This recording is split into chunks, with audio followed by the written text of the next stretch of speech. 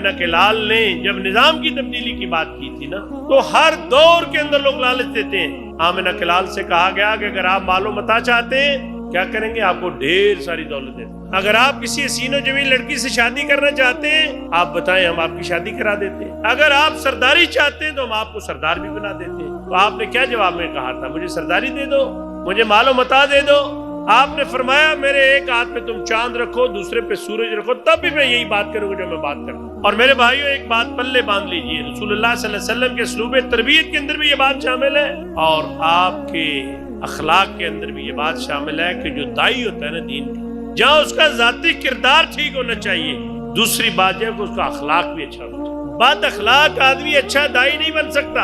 اور رسول اللہ صلی اللہ علیہ وسلم کے اخلاق کے بارے میں آپ نے فرمایا کہ مجھے اخلاق کی تکمیل کے لیے بھیجا گیا۔ ام المومنین عائشہ صدیقہ رضی اللہ تعالیٰ عنہ سے کسی نے پوچھا کہ رسالت مآب صلی اللہ علیہ وسلم کا اخلاق کیسا تھا؟ امت کی ماں نے کہا کہ تم نے قرآن نہیں پڑھا؟ سارے کا سارا قرآن نبی صلی اللہ علیہ وسلم کے مجسم اخلاق کا